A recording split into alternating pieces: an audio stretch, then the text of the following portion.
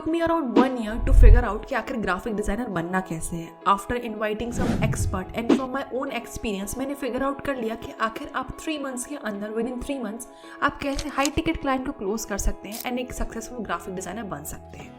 सो इस वीडियो में मैं आपको रोड मैप दूंगी जो आपको फॉलो करना है एंड विद इन 3 months आप एक हाई टिकट क्लाइंट आराम से क्लोज कर सकते हैं एंड मोर देन 50,000 रुपीज़ भी आप अर्न कर सकते हैं अगर आप अच्छी पोर्टफोलियो बिल्ड करते हैं तो. But before starting the video मैं एक डिस्क्लेमर दे देती हूँ कि इसमें मैं कोई शॉर्टकट नहीं बता रही हूँ आपको कि आपको फाइवर पे जाना है या अपवर्क पे जाना है और उधर पे आपको क्लाइंट्स मिल जाएंगे. मैं वही मेथड्स आपको बता रही हूँ या वही चीज़ें बता रही हूँ जो मैंने खुद ही एक्सपीरियंस की हैं, जो मैंने खुद यूज़ की हैं या मैंने नेटवर्क करके इन चीज़ों को सीखा है. तो इसमें भी हार्डवर्क और डेडिकेशन आपका लगेगा.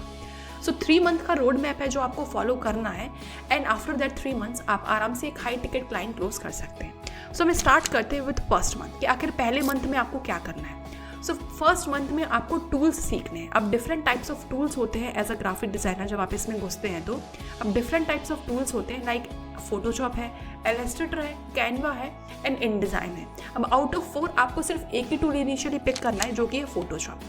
अब फोटोशॉप में क्यों बोल रही हूँ, फोटोशॉप आपको इसलिए सीखना है क्योंकि फोटोशॉप में वैरायटी ऑफ चीज़ें बना सकते हो. थंबनेल बना सकते हो, इंस्टाग्राम की स्टोरी बना सकते हो, पोस्ट बना सकते हो, फ्लायर्स बना सकते हो और ऐसी बहुत सारी चीज़ें बना सकते हो. अगर आप इलस्ट्रेटर सीखोगे तो इलस्ट्रेटर के बाद आपको फोटोशॉप पे स्विच करना ही पड़ेगा क्योंकि इलस्ट्रेटर में आप लोगोज और ये सारी चीज़ें बना सकते हो.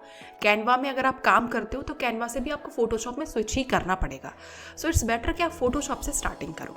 जब आप फोटोशॉप से स्टार्टिंग करते हो, आपने टूल पिक कर लिया तो नेक्स्ट होता है प्रोसेस लर्निंग का. फोटोशॉप हमने डिसाइड कर लिया है तो अब हम सीखेंगे कहाँ से. तो 1 महीने के अंदर अंदर उस फर्स्ट मंथ में हमें सिर्फ एक ही यूट्यूबर को फॉलो करना है जो कि है GFX मेंटर. GFX मेंटर के चैनल पर जब आप जाएंगे तो कंप्लीट प्लेलिस्ट बना के रखी उन्होंने कि आखिर आपको फोटोशॉप को चलाना कैसे, बेसिक से लेके एडवांस तक उन्होंने कवर करके रखा है कि आखिर फोटोशॉप में आपको एक्सपोर्ट कैसे करनी है फाइल टू इम्पोर्ट कैसे करनी है आपको फाइल. तो इधर पे आपको सब कुछ सिखाया जाएगा फोटोशॉप के बारे में. सो सिर्फ उस 1 महीने में आपको फोटोशॉप चलाना सीखना है जो कि मोर देन सफिशिएंट है वो 1 महीना.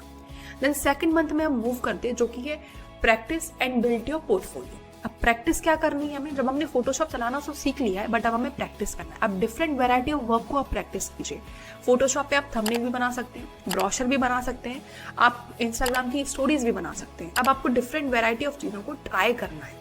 ट्राई कीजिए, बनाइए. किसी को आप चाहें तो कॉपी पेस्ट भी कर सकते हैं. फॉर एग्जाम्पल अगर आपने किसी यूट्यूबर का थंबनेल देखा तो आप वो भी कॉपी पेस्ट कर सकते हैं. आई मीन आप उसको सेम टू सेम बनाना सीख सकते हैं या वो सेम चीज़, वो सेम कलर कॉम्बिनेशन आप अपने किसी दूसरे थंबनेल में भी ट्राई कर सकते हैं.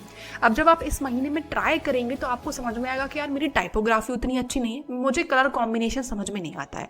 तो इन दोनों प्रॉब्लम को सॉल्व करने के लिए अगर आपको टाइपोग्राफी सही करनी है तो गो एंड फॉलो सतूरी ग्राफिक्स. एंड अगर आपको कलर कॉम्बिनेशन समझना है तो उधर पे भी सतूरी ग्राफिक्स में आपको कलर कॉम्बिनेशन के बारे में एक्सप्लेन किया गया है और कुछ वेबसाइट भी होती हैं जो आपको हेल्प करेंगे और डिस्क्रिप्शन के नीचे आपको वो वेबसाइट सारी मिल जाएंगी. तो आप उन वेबसाइट पे भी जाके कलर कॉम्बिनेशन को समझ सकते हैं. तो जब आपको कलर कॉम्बिनेशन और टाइपोग्राफी भी उस सेकंड मंथ में समझ लेना है और ग्रेट वैरायटी ऑफ प्रोजेक्ट्स पे आपको काम करना है. जब आप काम करेंगे उन प्रोजेक्ट्स के ऊपर तो उसकी ही आपको पोर्टफोलियो बना लेनी है उस सेकंड मंथ में. तो फॉर एग्जांपल मैंने किसी थंबनेल के ऊपर काम किया है तो मैं उस थंबनेल को अपने पोर्टफोलियो में मेंशन कर सकती हूँ. मैंने अगर कोई ब्रोशर बनाया है तो मैं उसको ब्रोशर को भी अपने पोर्टफोलियो में मेंशन कर सकती हूँ. अब पोर्टफोलियो भी एज अ बिगनर अलग अलग तरीके की बनती है. आप कैनवा पे भी अपनी पोर्टफोलियो बना सकते हो, आप PDF फॉर्मेट में भी बना सकते हो, ड्राइव पे भी डाल सकते हो. तो ऐसे आपको पोर्टफोलियो में अपना सारा वर्क आपको डाल लेना है. बट मेक श्योर जब आप सेकंड मंथ में हो तो आप बहुत अच्छे प्रोजेक्ट्स पे काम करें एंड आप अपनी टाइपोग्राफी और कलर कॉम्बिनेशन बहुत अच्छा कर लें क्योंकि सेकंड मंथ के बेसिस पे ही आपके हाई टिकट क्लाइंट क्लोज होंगे. तो जब आपने सेकंड मंथ पे आपने काम कर लिया, प्रोजेक्ट्स पे काम कर लिया, जो कि ये थर्ड क्लोजिंग द क्लाइंट्स. अब आपको हाई टिकट क्लाइंट्स कहाँ पे मिलेंगे और कैसे मिलेंगे, तो 3 तरीके होते हैं. फर्स्ट वन होता है शो योर वर्क, सेकंड होता है कोल्ड ईमेलिंग एंड थर्ड होता है प्लेटफॉर्म्स. जब हम फर्स्ट में बात करते हैं दैट इज हमारा शो योर वर्क तो हमें लिंक्डइन, इंस्टाग्राम ऐसे प्लेटफॉर्म की बात करेंगे जहाँ पे आपको डेली अपनी स्टोरीज डालनी, बिहाइंड द सीन के आप इस प्रोजेक्ट्स पे काम कर रहे हैं. आपने किसी प्रोजेक्ट पे काम किया है तो आप वो भी डालिए, हे आई मेड दिस थंबनेल, आप लोगों को कैसा पसंद आया. तो आप लिंक्डइन पे फीडबैक्स भी ले सकते हैं. तो आपको सिर्फ उस महीने में अपना वर्क शो करना है. थर्ड महीने में जब आप अपना वर्क शो करेंगे तो डेफिनेटली आपको क्वेरीज आएंगी कि यार आप थंबनेल डिजाइनर हो क्या, या आप पोस्टर्स बनाते हो क्या, आप मेरे लिए डिजाइन कर सकते हो.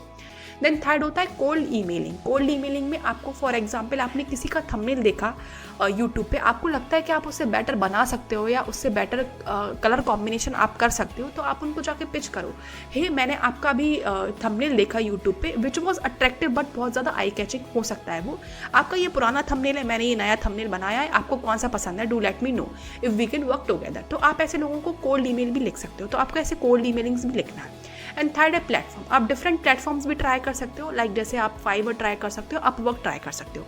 तो थर्ड मंथ में आपको सिर्फ आपको अपना वर्क शो करना है। तो जब आप थर्ड मंथ में सिर्फ अपना वर्क शो करेंगे, आप लोगों को रीच आउट करेंगे, तो डेफिनेटली आपको क्लाइंट्स मिलेंगे। अब बिफोर क्लोजिंग द वीडियो मैं आपको ये भी बता देती हूँ कि हाई टिकट क्लाइंट मिलना इतना इजी नहीं है, क्योंकि एज अ बिगनर आप बहुत मिस्टेक करेंगे। तो 2 बोनस टिप मैं आपको देना चाहूँगी। पहली चीज़ तो ये है कि जब आप पिच करें किसी के लिए, तो कभी आप ये मत दिखाएं कि आप एक बिगिनर हैं, आपके पास क्लाइंट नहीं है और आप नेगोशिएट करने के लिए तैयार हैं। अगर मैं आज किसी के पास जाऊँगी, मैं बोलूँगी कि मैं 100 रुपये में आपका थंबनेल बना दूंगी, तो वो एग्री कर लेंगे कि हाँ चलो बिगिनर है, 100 रुपये में बना दो। लेकिन अगर मैं यही बोलूँगी कि I have work with more than 10 clients, या मैंने कुछ काम किया, ये मेरा वर्क सैंपल है, आप देखो और क्या हम वर्क कर सकते हैं, तो आपको कभी ये नहीं दिखाना कि आप बिगनर्स हैं। सेकंड चीज़ ये है कि हमेशा अपना वर्क सैंपल तैयार रखो। कभी भी ऐसा नहीं होना चाहिए कि आपने वो आपसे वर्क सैंपल मांग रहे हैं ना, आपके पास वर्क सैंपल ही नहीं है। आपके पास great variety of work sample होना चाहिए, जिससे आप उनको बता सको कि मैंने इतने प्रोजेक्ट्स पे पहले काम करके रखा है, मैं कोई बिगनर नहीं हूँ। तो आपको ये 2 बोनस टिप अगर आप फॉलो करते हैं, तो डेफिनेटली आप एक high ticket client at the end of the month close कर सकेंगे। तो ये 3 महीने की प्रोसेस थी जो आप आराम से फॉलो कर सकते हैं। सो अगर आपको और भी ऐसी वीडियोस चाहिए हैं रिलेटेड टू ग्राफिक डिजाइनिंग या freelancing, do let me no in the comment section and also subscribe to my channel for more such videos. Thanks for watching.